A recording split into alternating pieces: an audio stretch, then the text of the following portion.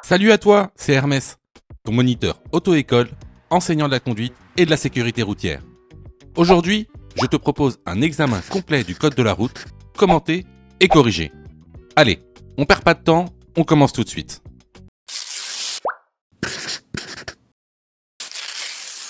Question numéro 1. Dans cette situation, je ralentis. Oui, réponse A, non, réponse B. Je place mon pied devant le frein. Oui, réponse C, non, réponse D.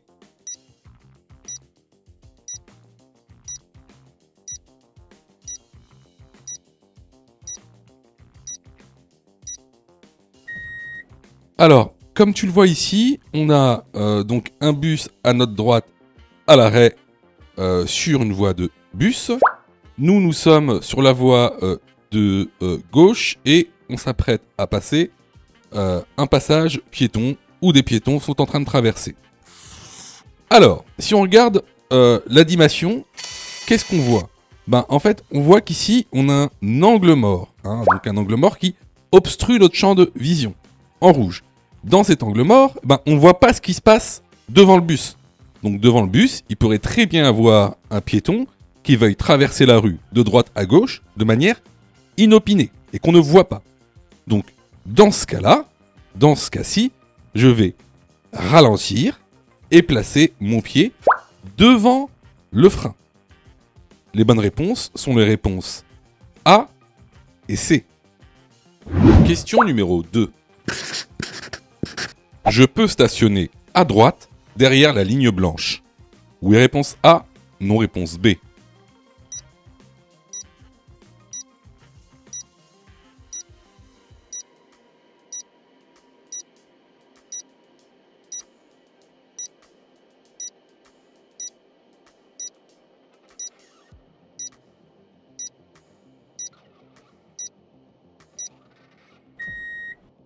Alors, à droite, si tu regardes bien, on a une ligne blanche continue.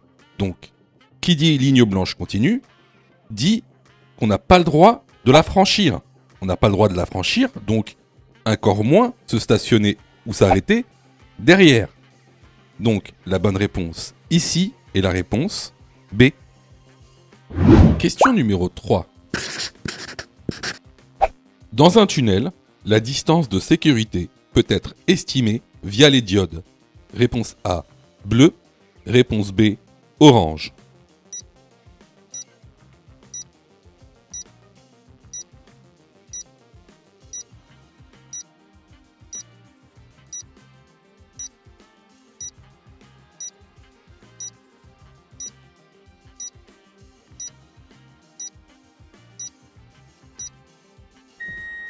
Alors, tout d'abord, c'est quoi la distance de sécurité ?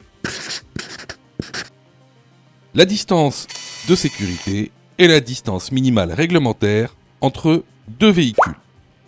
Elle correspond à la distance parcourue en 2 secondes à la vitesse considérée. Dans un tunnel, les diodes bleues vont t'aider à estimer la distance de sécurité. Elle correspond à 2 diodes bleues. Si tu veux savoir à quoi correspondent les diodes orange, je t'incite fortement à aller dans la plateforme pédagogique en lien dans la description. La bonne réponse ici est la réponse A. Question numéro 4. La limitation de vitesse prend effet. Réponse A à 150 mètres. Réponse B à 50 mètres. Le passage piéton se trouve. Réponse C à 150 mètres. Réponse D à 50 mètres.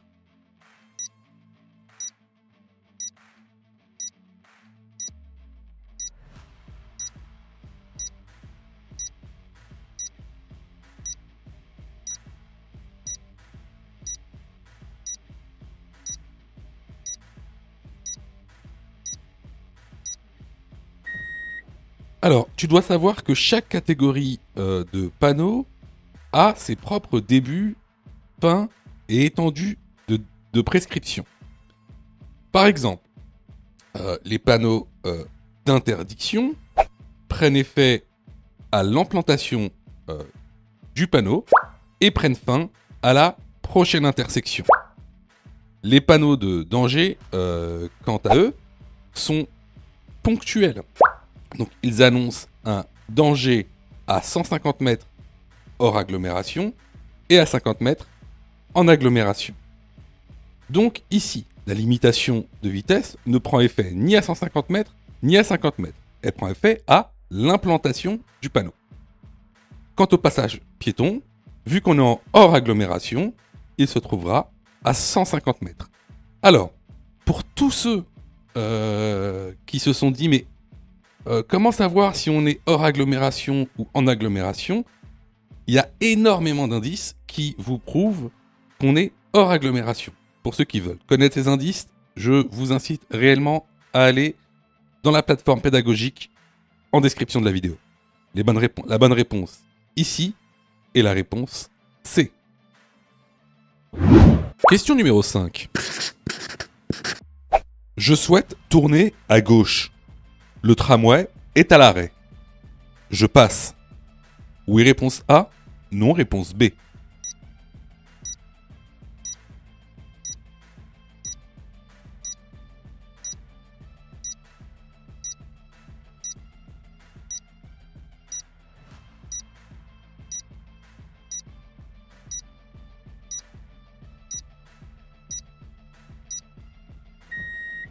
Alors, ici, on a une traversée de tramway qui est régie donc, par une signalisation lumineuse. Et je veux tourner à gauche. Cependant, comme tu le vois, la signalisation lumineuse clignote en rouge. Donc, elle nous somme de nous arrêter. Peu importe si le tramway est à l'arrêt ou non. Donc, ici, je ne passe pas. J'attends que la signalisation arrête de clignoter. La bonne réponse ici est la réponse B. Question numéro 6. Je peux stationner sur l'accotement à droite. Oui, réponse A. Non, réponse B. Le véhicule est bien stationné. Oui, réponse C. Non, réponse D.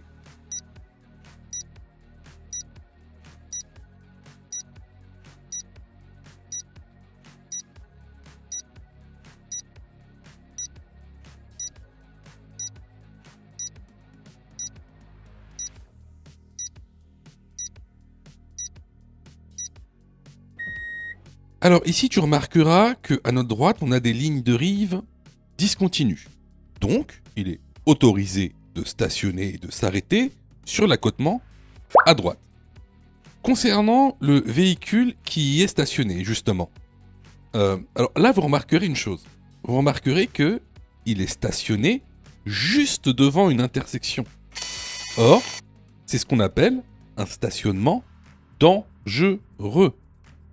Donc, ça, c'est 135 € d'amende, 3 points en moins, immobilisation et même suspension.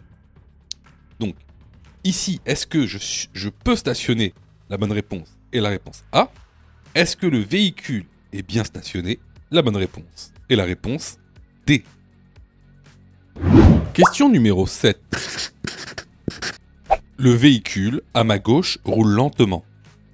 Je le dépasse en restant sur ma voie. Oui, réponse A. Non, réponse B.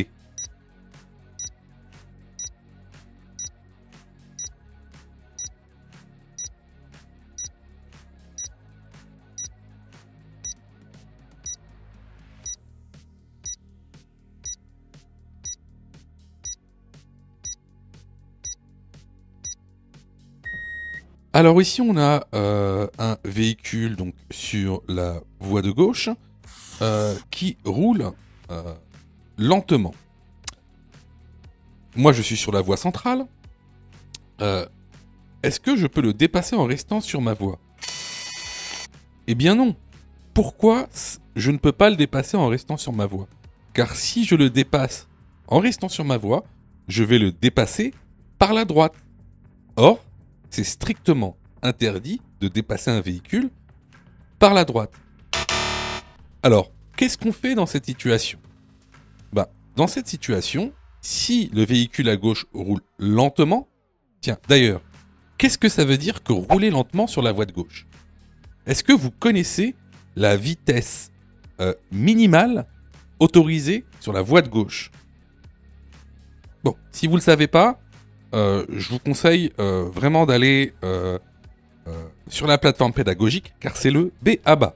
C'est pas grave si vous ne le savez pas, vous êtes en processus d'apprentissage, vous apprenez, mais au minima, vraiment, apprenez votre code de la route, car c'est du code de la route niveau 0.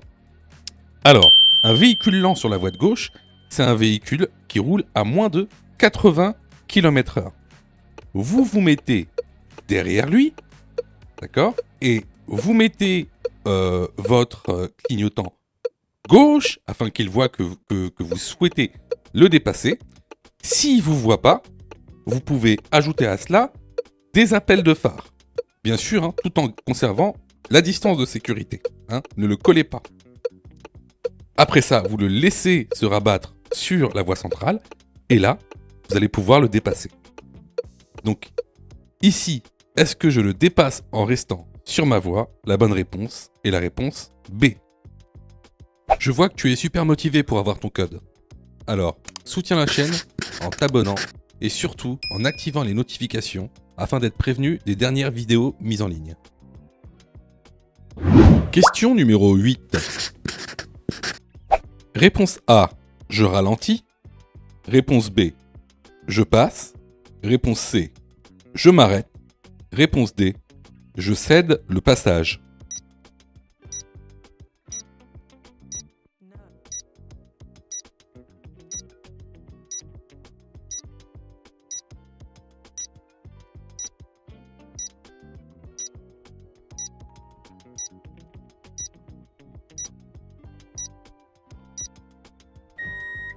Alors, ici, on est dans une situation que tu rencontreras souvent en situation de conduite. Alors là, le feu est vert pour nous et il y a des piétons qui sont à l'arrêt là au niveau du passage piéton. Donc, si le feu est vert pour nous, c'est qu'il est rouge pour les piétons. Donc, le piéton n'a pas à être là. Donc ici, on va pas s'arrêter pour qu'il passe, ni lui céder le passage. On va ralentir au cas où si inopinément il se met à courir ou à vouloir passer. Mais je ralentis et je passe. Ici même, ça va être beaucoup plus dangereux de s'arrêter. Pourquoi ? Parce que si je m'arrête, regardez bien au-dessus sur le rétroviseur, j'ai une voiture derrière moi. Peut-être qu'elle n'a pas vu le piéton.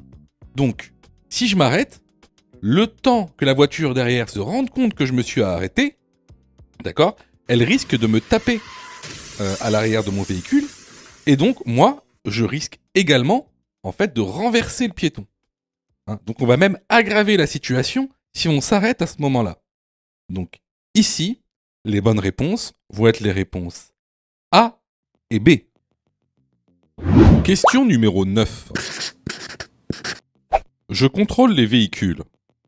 À droite, oui réponse A, non réponse B. À gauche, oui réponse C, non réponse D.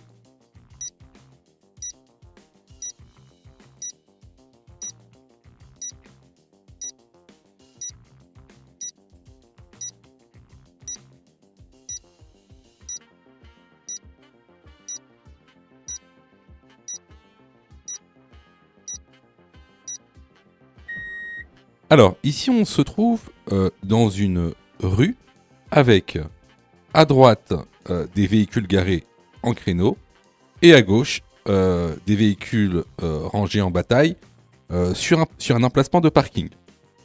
Alors, dans ce cas-là, il va falloir être vigilant des deux côtés. Tout d'abord, à droite. Pourquoi ? Parce que lorsqu'on a des véhicules garés en créneau, il peut y avoir, par exemple, des enfants entre les voitures qui sortent inopinément de ces emplacements. À notre gauche, on a un parking, donc il est très probable que des véhicules veuillent sortir de leur place de parking, comme c'est le cas ici devant nous, à gauche. Donc, j'effectue mes contrôles à droite et à gauche. Les bonnes réponses sont les réponses A et C. Question numéro 10. Je circule. Réponse A, en feu de route. Réponse B, en feu de croisement. Réponse C, en feu de brouillard avant. Réponse D, en feu de brouillard arrière.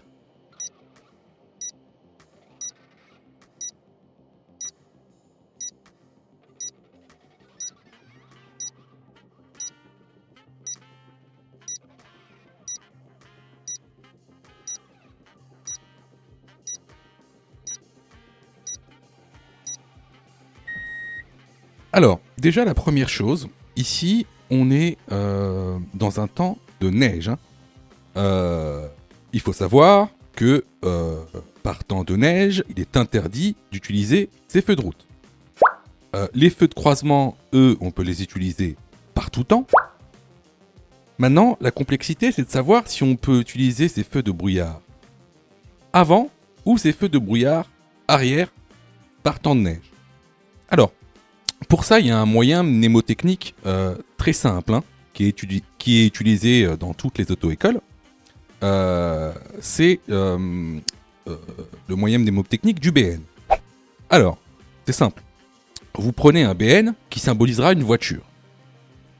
Donc, dans la voiture, à l'avant, il y a les parents. Les parents, eux, ce sont des adultes. Ils vont à la BNP. Ils vont à la banque, la BNP. Donc, brouillard, neige et pluie. Donc, vous pouvez utiliser vos feux de brouillard à l'avant lorsque il y a du brouillard, de la neige ou de la pluie. Les enfants, eux, sont à l'arrière. Et qu'est-ce que font les enfants? Ben, ils mangent des BN, brouillard et neige. Donc, vous pouvez utiliser vos feux de brouillard arrière partant de brouillard et de neige. C'est facile. Les parents sont à l'avant et vont à la BNP, brouillard, neige, pluie. Les enfants sont à l'arrière, mangent des BN, brouillard et neige. Donc on peut utiliser ces feux de brouillard avant et arrière lorsqu'il neige ou qu'il y a du brouillard. Les bonnes réponses ici sont les réponses B, C et D. Question numéro 11. Dans cette situation, réponse A, je dépasse le véhicule. Réponse B, je klaxonne. Réponse C, je laisse un intervalle de 1 mètre. Réponse D, je m'arrête.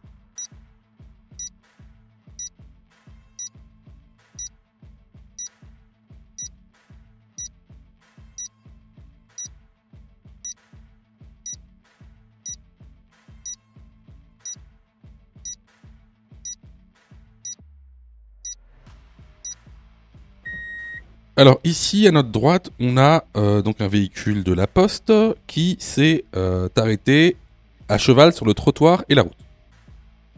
Il n'y a personne devant le feu rouge et personne qui arrive en sens inverse. Donc ici, il n'y a aucune raison de s'arrêter et il n'y a également aucune raison de klaxonner car on est en agglomération et il n'y a aucun danger imminent. Donc ce que je fais, c'est que je dépasse le véhicule en laissant bien sûr un intervalle de 1 mètre entre moi et le véhicule, car on est en agglomération. Les bonnes réponses ici sont les réponses A et C. Question numéro 12. Je peux faire un appel de phare. Oui, réponse A, non, réponse B.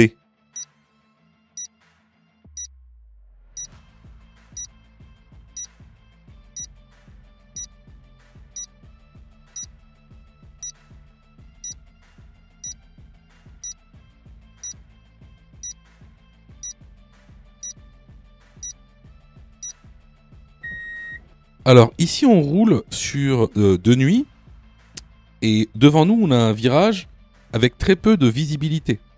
Donc il sera très pertinent de faire un appel de phare afin de prévenir les véhicules qui viennent en sens inverse de ta présence. Donc ici la bonne réponse est la réponse A. Question numéro 13. Je peux sortir à Bergerac. Oui, réponse A. Non, réponse B. Je peux dépasser le véhicule à droite. Oui, réponse C. Non, réponse D.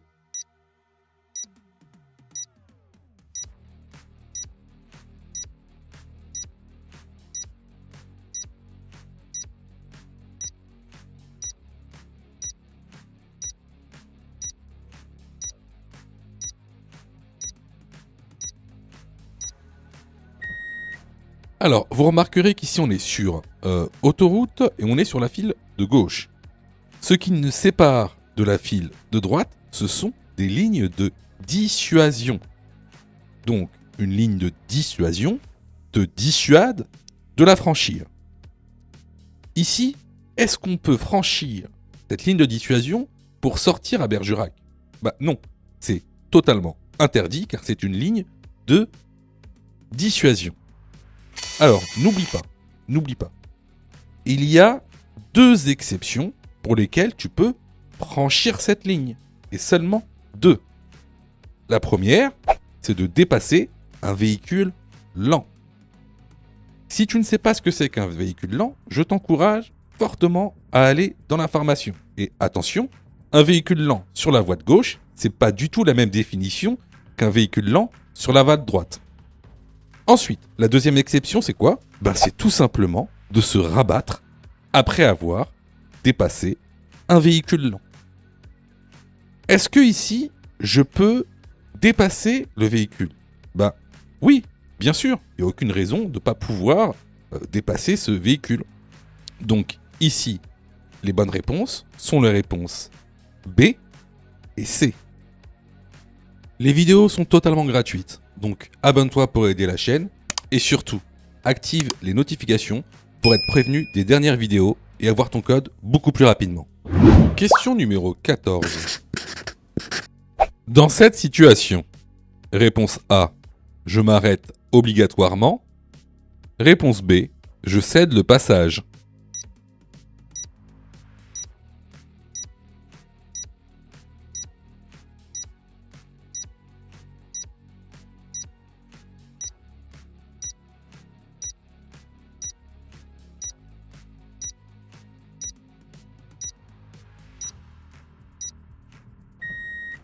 Alors, ici, on arrive à une intersection qui est gérée par une signalisation verticale.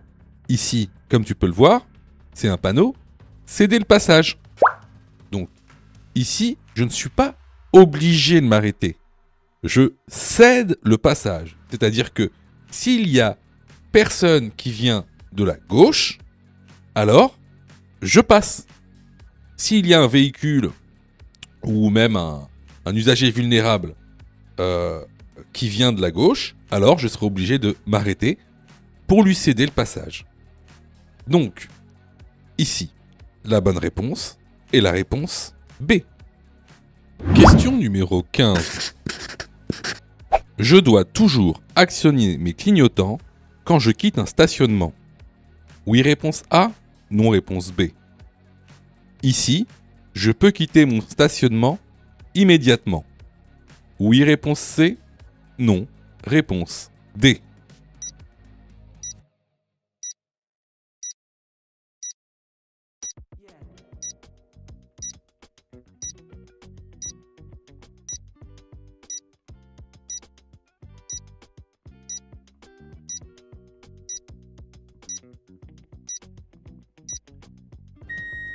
Alors, est-ce que je dois toujours actionner mes clignotants quand je quitte un stationnement? Eh bien oui. Il va falloir que vous préveniez les autres usagers de la route de votre intention de sortir de votre stationnement. Ensuite, ici, est-ce que je peux quitter mon stationnement immédiatement? Alors, si vous regardez le rétroviseur gauche, vous allez vous apercevoir que vous avez un vélo et un bus juste derrière. Alors ici, comment on fait pour quitter son stationnement? Ce que vous allez faire, c'est déjà, vous allez attendre que le vélo et que le bus passent.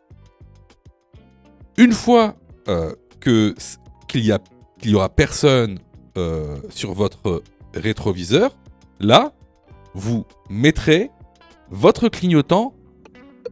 Vous devrez alors vérifier votre angle mort, c'est-à-dire vérification en vision directe. Et ensuite, vous allez pouvoir quitter votre stationnement en sécurité.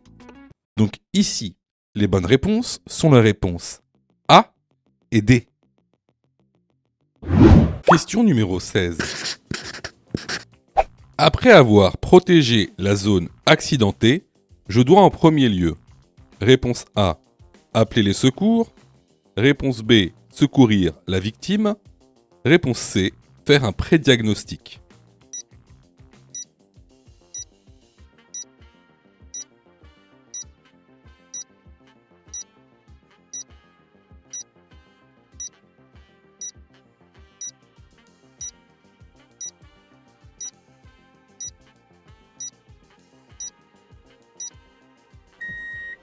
Alors, vous devez savoir que si vous êtes témoin ou protagoniste d'un accident, vous devez respecter une certaine procédure.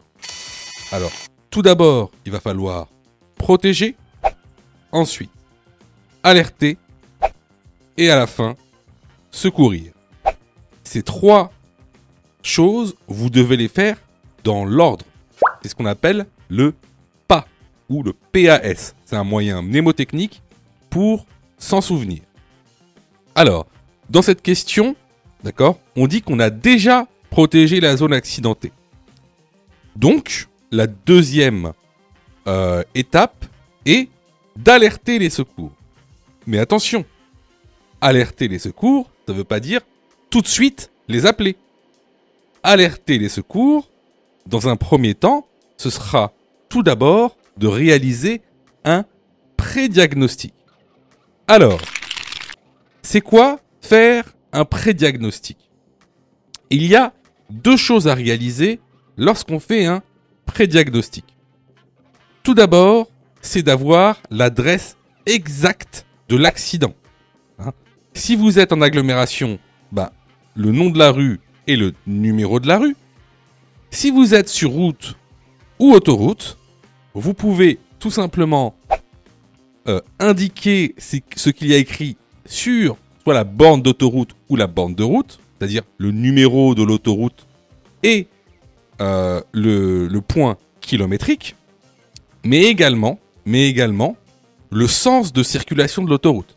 Par exemple, si vous êtes sur la A13, vers Versailles, bien indiqué que vous êtes sur la A13 en direction de Versailles. Donc ça, c'est la première étape du prédiagnostic. La deuxième étape, ce sera un état des lieux corporel de la victime. Qu'est-ce que ça veut dire? Tout d'abord, son état de conscience. Est-ce qu'elle est consciente ou non? Sa respiration. Est-ce qu'elle respire ou non? Est-ce qu'elle a un membre qui est visuellement cassé ou non? Si vous voyez une hémorragie externe ou non? Donc, voilà pour le prédiagnostic, c'est-à-dire la chose à faire avant d'appeler les secours. Donc ici, la bonne réponse est la réponse C.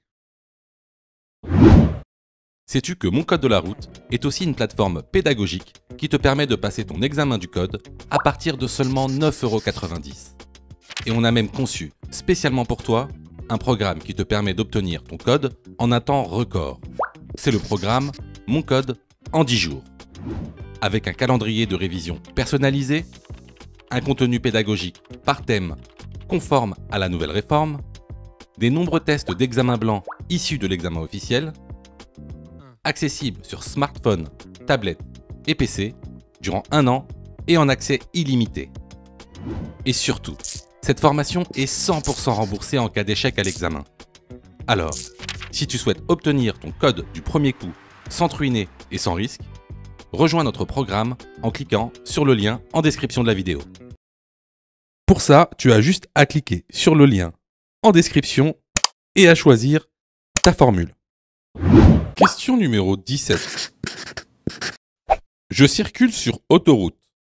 La vitesse maximale autorisée est de réponse A 130 km/h, Réponse B, 50 km/h. Réponse C, 110 km/h. Réponse D, 100 km/h.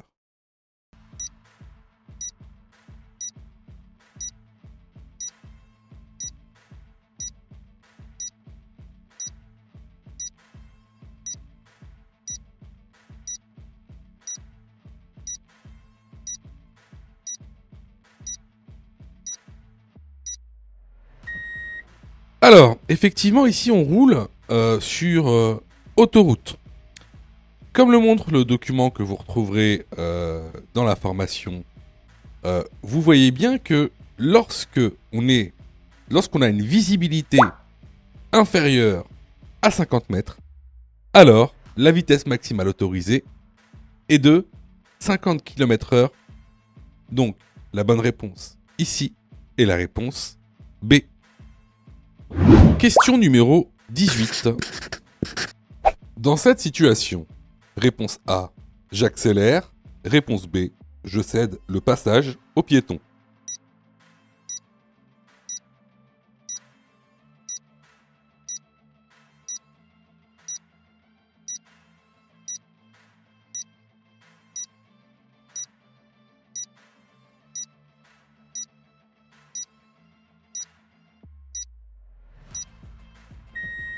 Alors, ici, il faut que tu vois deux choses. La première, c'est que le piéton est sur ta voie de circulation. De plus, on voit très bien qu'il a l'intention de traverser la rue. Donc, pour ces deux raisons, ce que tu vas faire ici, c'est que tu vas céder le passage au piéton. Effectivement, tu vas pas accélérer parce qu'il y a un danger devant toi et surtout, c'est un danger avec un usager vulnérable. Donc la bonne réponse ici est la réponse B. Question numéro 19. La signalisation annonce un passage à niveau A. Réponse A, 50 mètres. Réponse B, 150 mètres.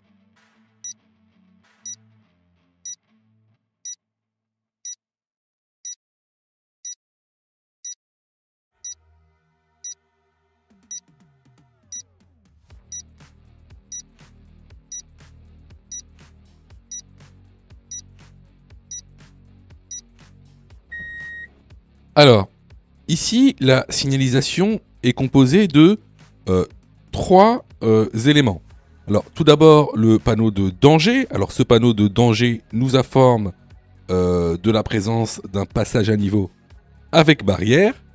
Ensuite, on a un panonceau qui vient donc préciser le panneau de danger, disant qu'effectivement, ce passage à niveau sera aussi doté d'un signal automatique. Et juste en dessous, on a une balise de passage à niveau. Donc, cette balise, elle est décomposée en trois balises. Vous allez voir qu'il y a des balises avec trois bandes rouges, comme ici, avec deux bandes rouges et avec une bande rouge. Donc, ces balises, elles servent à quoi ? Ces balises, elles vous permettent de connaître la distance entre cette balise et le passage à niveau. Alors, ici, on est en hors agglomération. Donc, lorsque tu verras une balise avec trois bandes rouges, ça voudra dire que tu es à 150 mètres du passage à niveau. Si tu rencontres une balise avec deux bandes rouges, cela voudra dire que tu es à 100 mètres du passage à niveau. Et si tu rencontres une balise avec une seule bande rouge, tu es à 50 mètres du passage à niveau. Alors, pour tous ceux qui se demandent, mais comment savoir si on est en agglomération ou hors agglomération ? Je vous incite fortement à aller sur la plateforme pédagogique, car ça c'est vraiment une question de cours simple que vous devez savoir, hein, c'est super important. Donc, pour répondre à la question, ici, la bonne réponse est la réponse B. Question numéro 20. Je suis en agglomération éclairée. Je circule. Réponse A, en feu de route. Réponse B, en feu de croisement.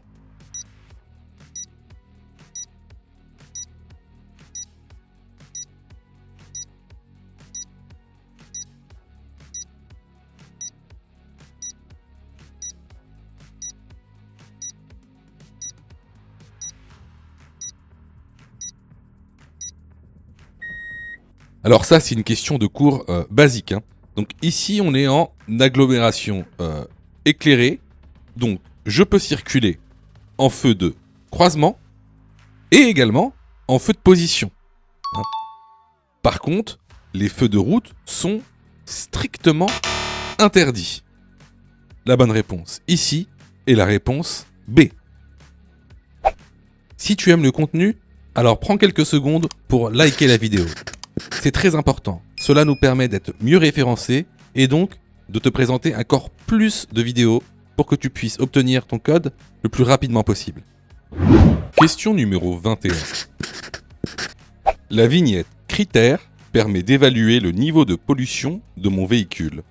Oui, réponse A. Non, réponse B.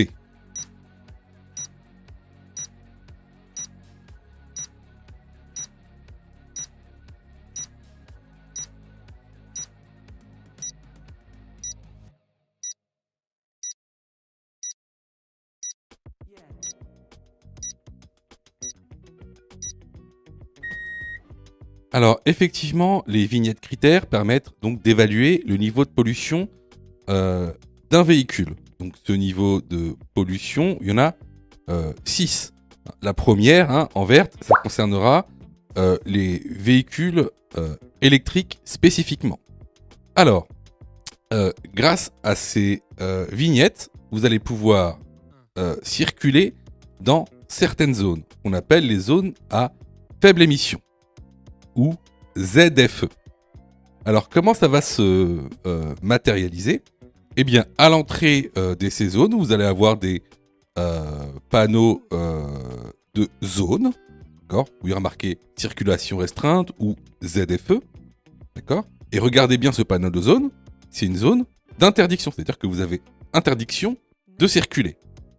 En dessous, vous allez avoir des panonceaux qui vont préciser cette interdiction de zone.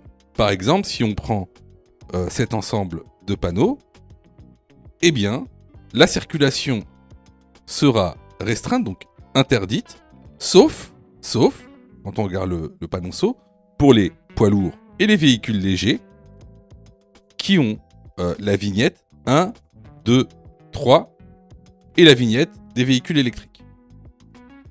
Donc ici, la bonne réponse est la réponse A. Question numéro 22. Après un déménagement, je dispose d'un mois pour modifier mon certificat d'immatriculation. Oui, réponse A. Non, réponse B.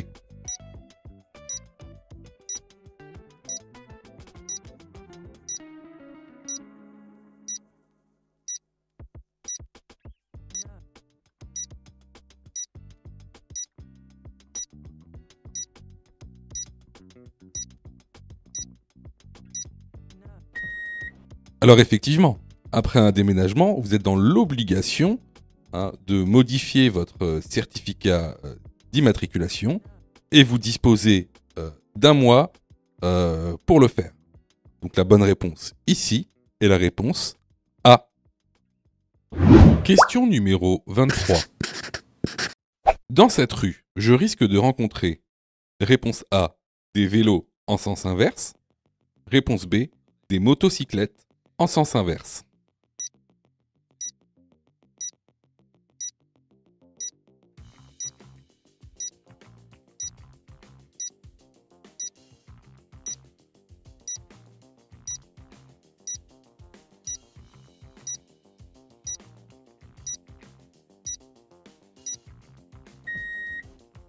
Alors ici, comme tu peux le voir à gauche sur la signalisation donc, horizontale au sol, on a une voie réservée.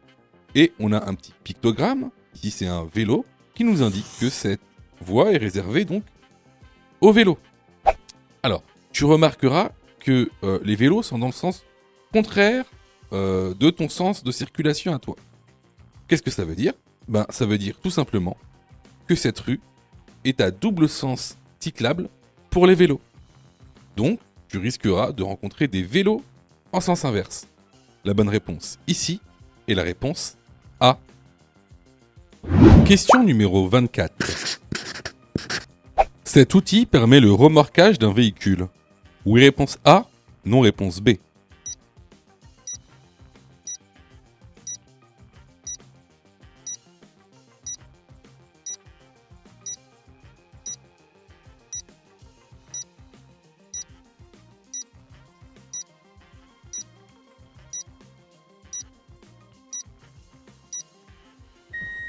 Alors, cet outil, tu peux soit le fixer à l'avant ou à l'arrière du véhicule, comme tu le vois sur la vidéo.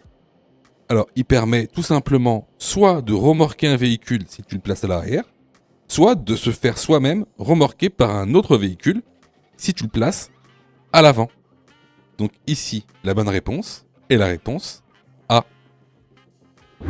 Question numéro 25. Je cède le passage au véhicule de droite. Oui, réponse A. Non, réponse B.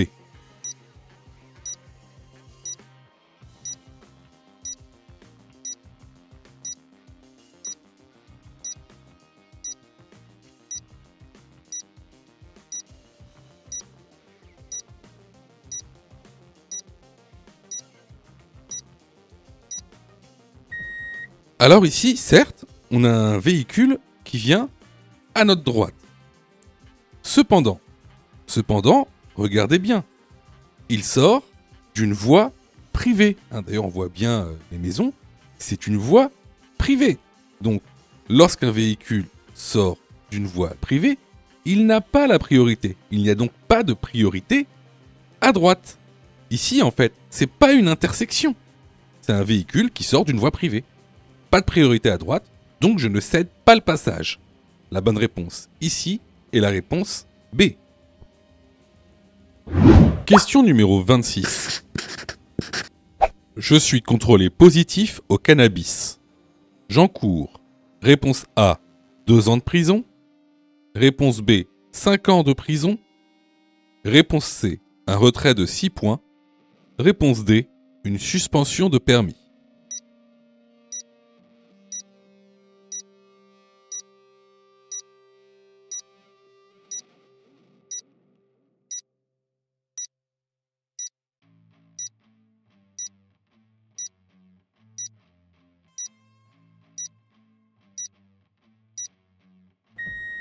Alors, comme le montre le document que vous retrouverez donc dans la plateforme pédagogique, si vous êtes contrôlé positif au cannabis, alors c'est ce qu'on appelle un délit de stupéfiant, et vous encourez bien sûr 6 points de retrait, donc une grosse amende de 4 500 €, vous risquez maximum 2 ans de prison, une suspension de permis, l'obligation de réaliser un stage, et également la rétention immédiate du permis de conduire. Donc ici, les bonnes réponses sont les réponses A, C et D. Question numéro 27. La vitesse maximale autorisée pour un poids lourd est de réponse A, 130 km/h, réponse B, 90 km/h.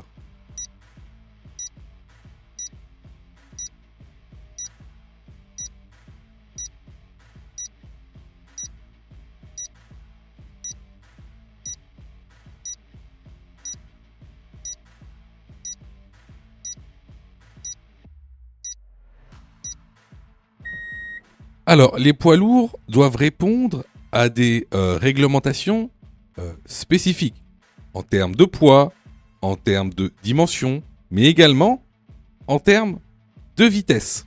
Donc, un poids lourd ne pourra jamais aller au-dessus de 90 km/h.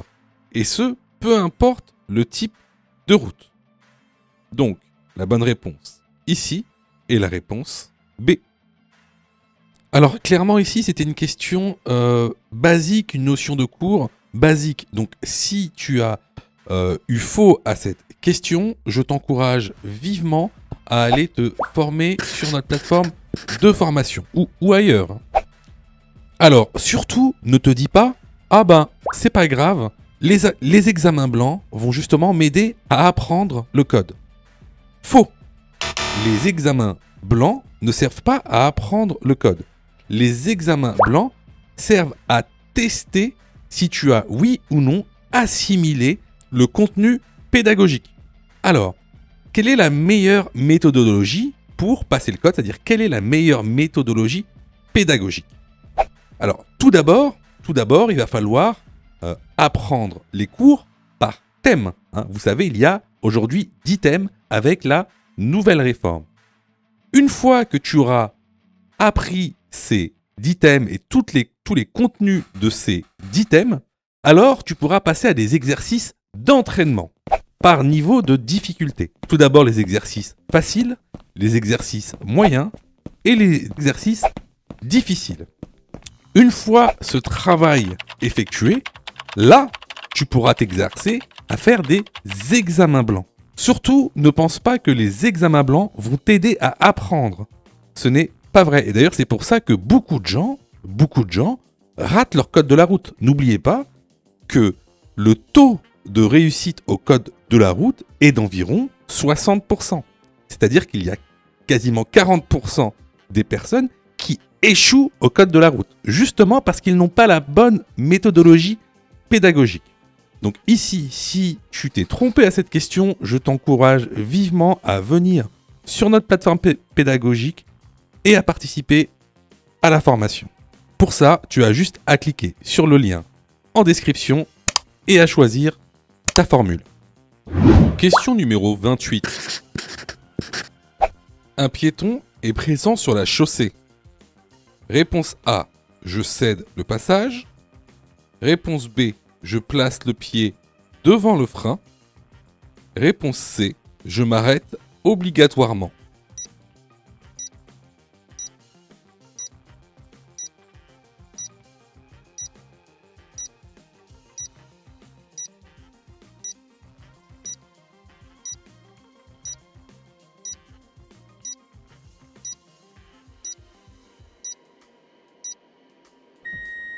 Alors, ici, regardez, on a un piéton donc sur la chaussée. Par contre, on ne le voit pas entièrement, on ne voit pas son visage, on ne connaît pas ses intentions. Ici, on est quand même dans une situation dangereuse. Cependant, il n'est pas obligatoire de s'arrêter. Tout dépendra de son intention. Hein, si par exemple, il se met à courir, oui, là, il faudra s'arrêter. Là, je prends juste mes précautions. Je place mon pied devant le frein au cas où et je lui cède le passage si il se met par exemple à courir inopinément pour traverser la chaussée. Les bonnes réponses ici sont les réponses B et A. Question numéro 29.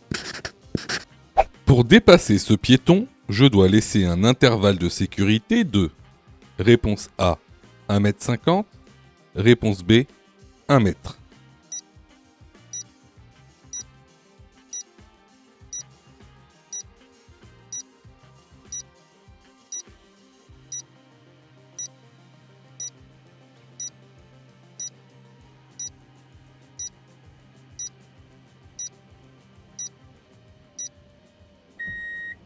Alors ici, pour dépasser ce piéton, donc qui est un usager vulnérable, je dois laisser un intervalle de sécurité de 1 mètre, puisqu'on est en agglomération. Alors, si tu ne sais pas faire la différence lorsque tu es en agglomération ou hors agglomération, je t'incite fortement à aller dans la plateforme pédagogique pour voir le cours correctement, parce que sinon tu vas avoir beaucoup de mal à l'examen du code de la route. Donc ici, la bonne réponse est la réponse B. Question numéro 30. Les forces de l'ordre peuvent contrôler les gaz d'échappement d'un véhicule. Oui, réponse A, non, réponse B.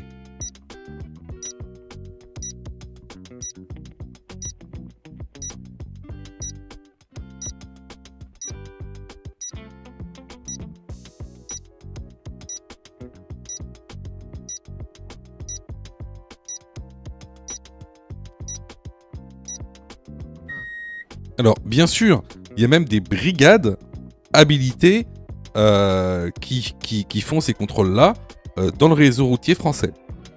donc la bonne réponse ici est la réponse A.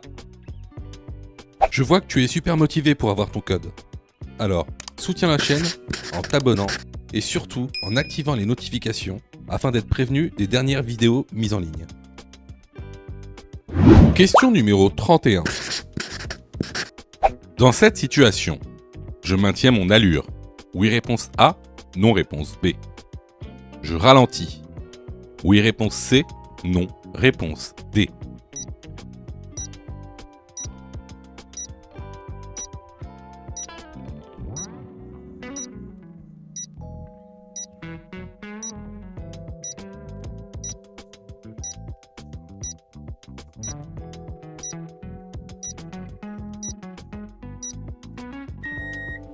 Alors, si tu remarques bien, ici, on aura deux dangers. Tout d'abord, le premier, à notre droite, où on a un piéton juste à côté d'une voiture sur la chaussée. Un peu plus loin, à gauche, on a un camion de ramassage d'ordures et donc, très probablement, des ouvriers qui viendront mettre les poubelles et donc qui marcheront également sur la chaussée. Ce sont des usagers vulnérables. Alors, ici, je ne vais pas maintenir mon allure, mais je vais plutôt ralentir. Les bonnes réponses ici sont les réponses B et C. Question numéro 32. Ce panneau indique réponse A, un danger. Réponse B, une priorité à droite.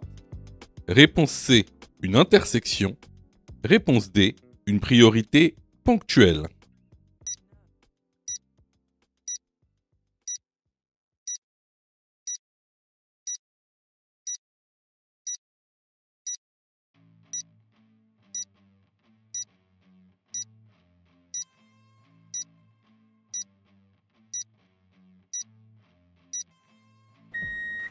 Alors, tout d'abord, ce panneau, c'est un panneau triangulaire sur fond blanc avec un liseré rouge. C'est donc un panneau de danger. Alors, ce panneau de danger, il indique quoi? Il indique que vous avez la priorité à la prochaine intersection. Il indique donc qu'il va y avoir une intersection. Donc, ici, les bonnes réponses sont les réponses A, C et D. Question numéro 33. Je cède la priorité au véhicule à droite. Oui, réponse A. Non, réponse B. Je fais des appels de feu stop. Oui, réponse C. Non, réponse D.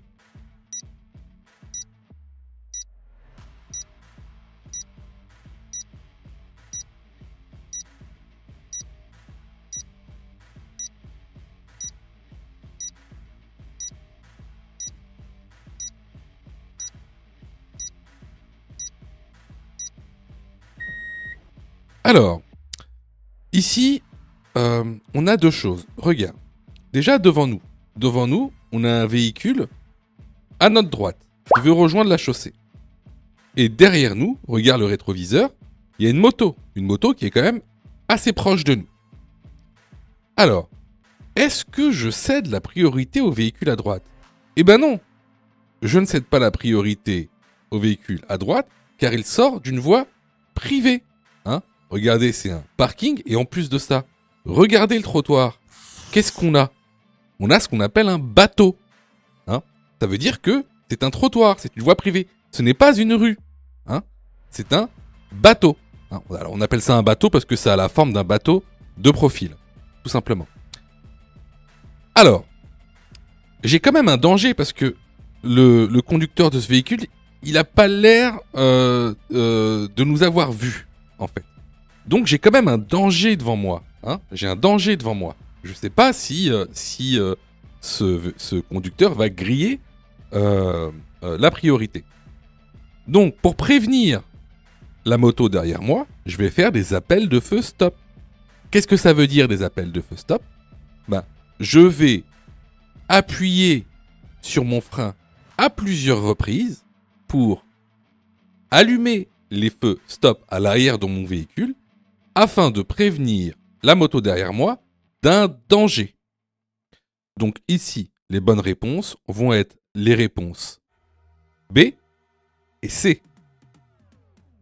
Question numéro 34. Le taux d'alcool délictuel est de 0,8 g par litre de sang, 0,5 g par litre de sang.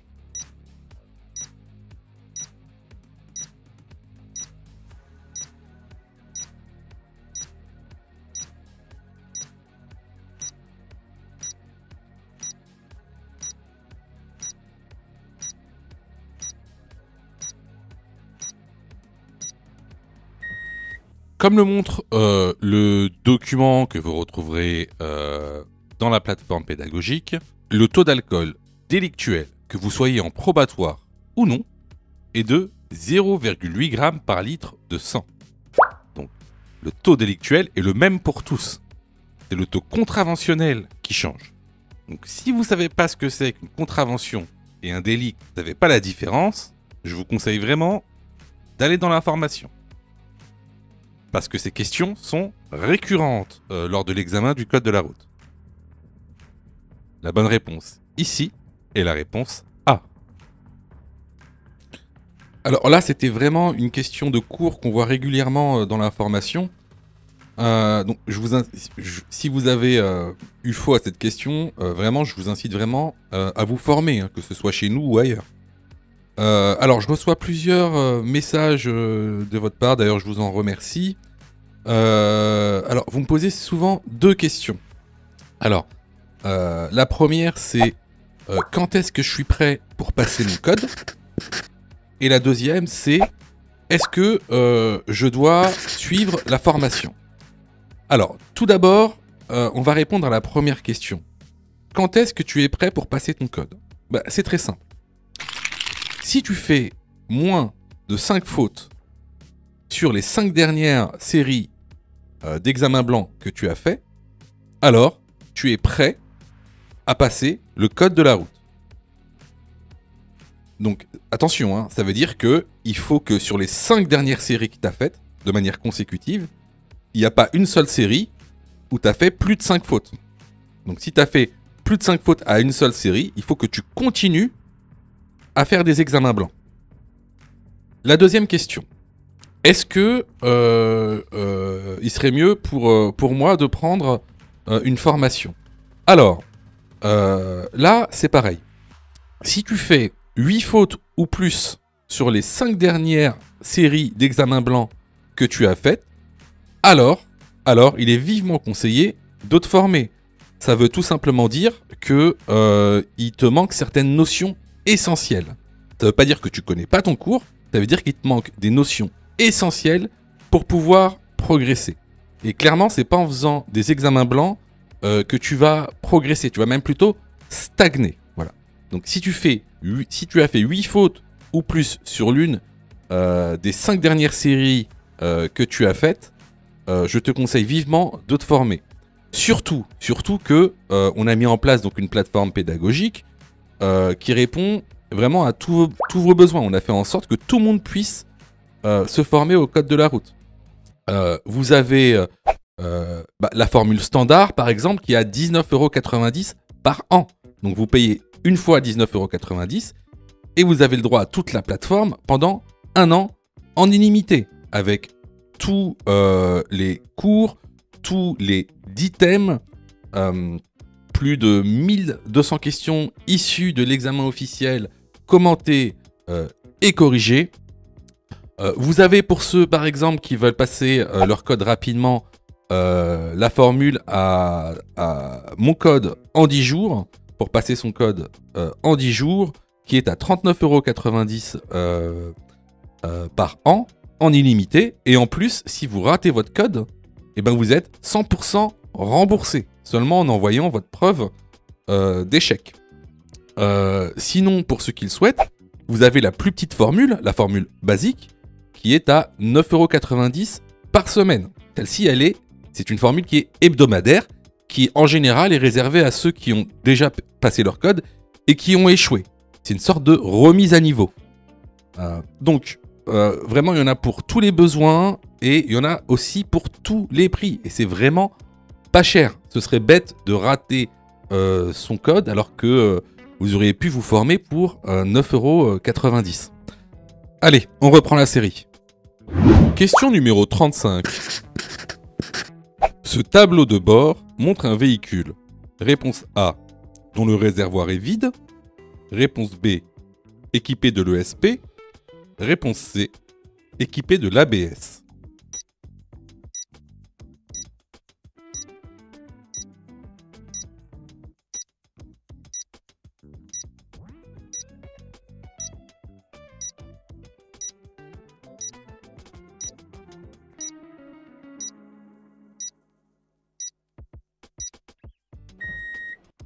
Alors, déjà, première chose, on peut voir que le tableau de bord montre un véhicule dont le réservoir est plein, comme tu peux le voir.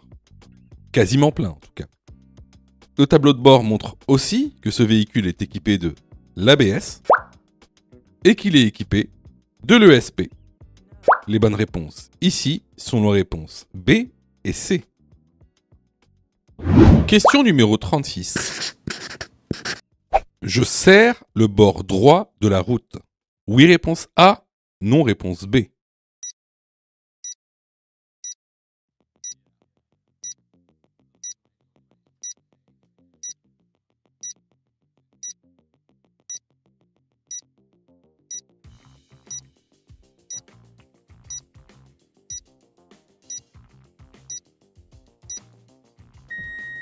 Alors, juste devant toi, à gauche, tu vois, il y a un cycliste. Donc, qu'est-ce que ça veut dire? Ça veut dire qu'on est sur une rue à double sens cyclable. Effectivement, dans ce cas-là, je me serre au maximum à droite pour pouvoir laisser passer le vélo. La bonne réponse ici est la réponse A. Question numéro 37. Je peux conduire seul à partir de réponse A, 17 ans, réponse B, 18 ans, réponse C, 16 ans.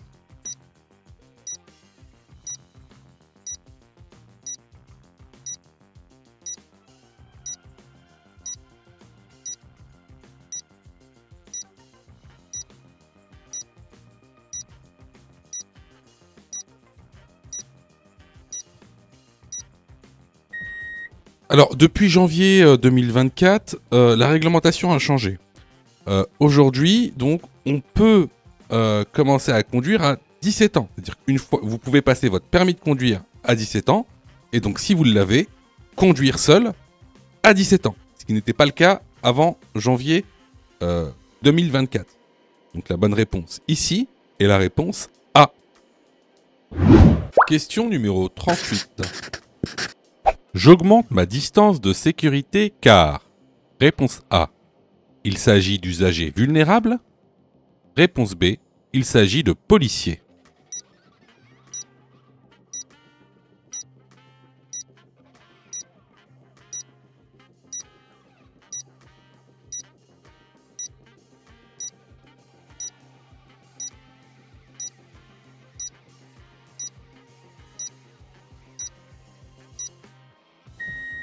Alors, comme toujours, hein, lorsqu'on a des usagers vulnérables devant nous, on augmente notre distance de sécurité. Non, on n'augmente pas notre distance de sécurité parce que ce sont des policiers. C'est parce que ce sont des usagers vulnérables. La bonne réponse ici est la réponse A. Question numéro 39. En utilisant ce service, je pratique. Réponse A, l'éco-partage. Réponse B, le covoiturage.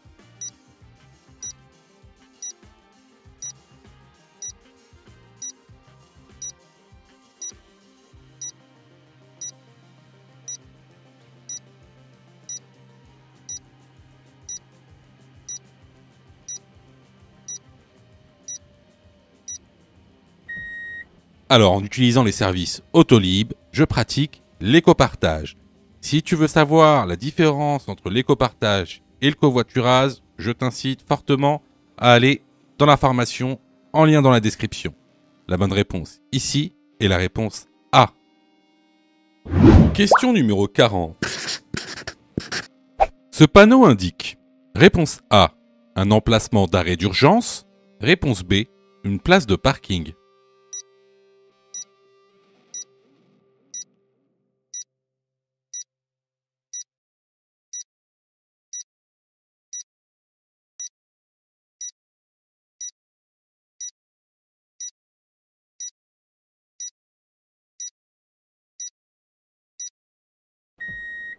Ce panneau indique un emplacement d'arrêt d'urgence. La bonne réponse est la réponse A. Si tu as fait 8 fautes ou plus, ne panique pas. Rejoins-nous sur notre plateforme pédagogique en ligne en cliquant sur le lien en description de la vidéo. Tu pourras alors choisir la formule qui te convient. N'oublie pas de liker la vidéo et de t'abonner pour recevoir toutes les dernières notifications. Tu peux aussi continuer à t'entraîner en cliquant sur l'une des vidéos qui s'affichent.